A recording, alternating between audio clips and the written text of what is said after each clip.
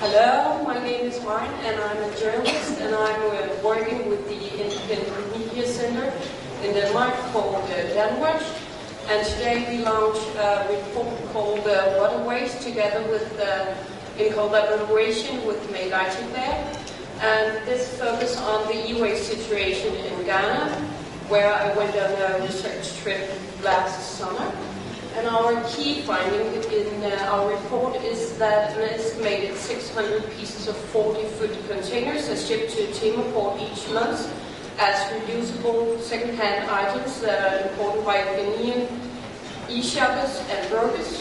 Great Britain, Belgium, the Netherlands, Denmark, Italy and Spain are the top 7 European countries that export used computers to Ghana. The authorities in Ghana do not know whether these computers are functional or obsolete.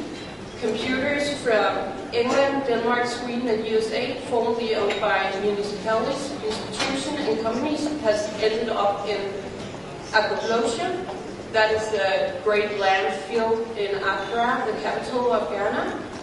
Thousands of people are working in the informal waste industry in Ghana. Children constitute around 40% of the scrap workers at Skopje dump site.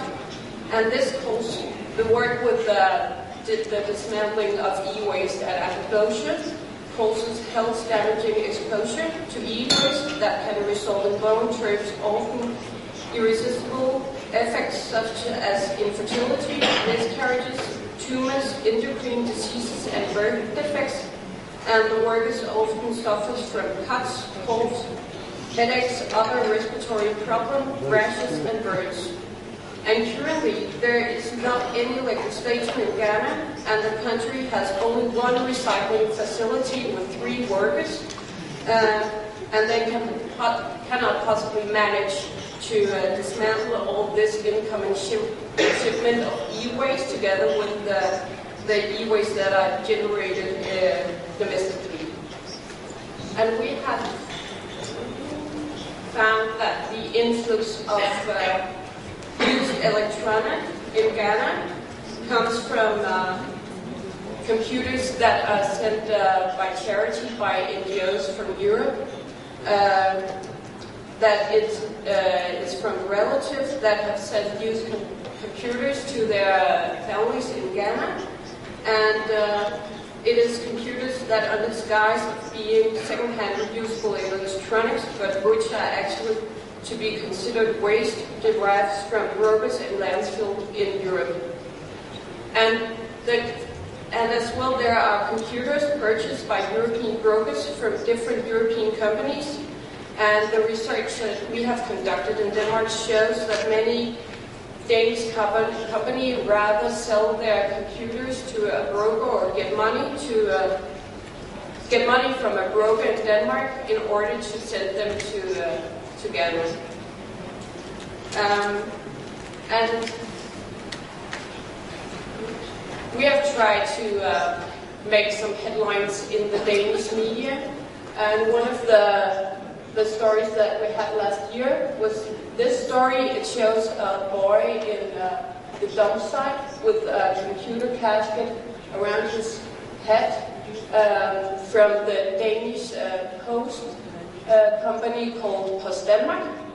And this story was brought as a top story in the Danish media the following days.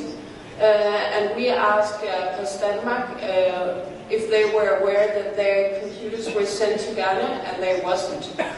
And we have tried to find out how did that computer end up in Ghana.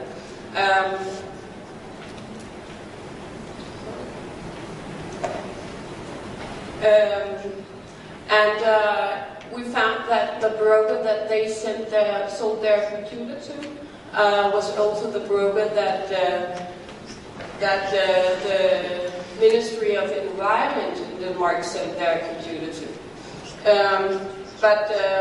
And we have tried to file for insight in how computers are shipped from Danish harbors, but our insight has been rejected as they thought that we were third part in this and we wasn't supposed to get that information. And together with IT Affairs, we have made different priorities on how to make this, how to minimize the problem with e-waste in Ghana. And we have identified the following governmental relevant actions: that we should set minimum requirements for used electronic products intended for export, monitoring destination of used electronics, and legislating that export of used electronics must obtain export permission from the authorities and be in possession of relevant paperwork. As it is for now, it's only a matter of you can plug the computer in at the harbor, and if it's usable, you can send it away. But you might have a medium standard to set up that the computer at least will work for 2 years when it's shipped away. And then you should establish a national e-waste authority that monitors e-waste collection, recycling, and export flows. This authority should proactively identify the loopholes in the national e-waste system by examining whether producers' responsibility, compliance, and local control of recycling stations are sufficient.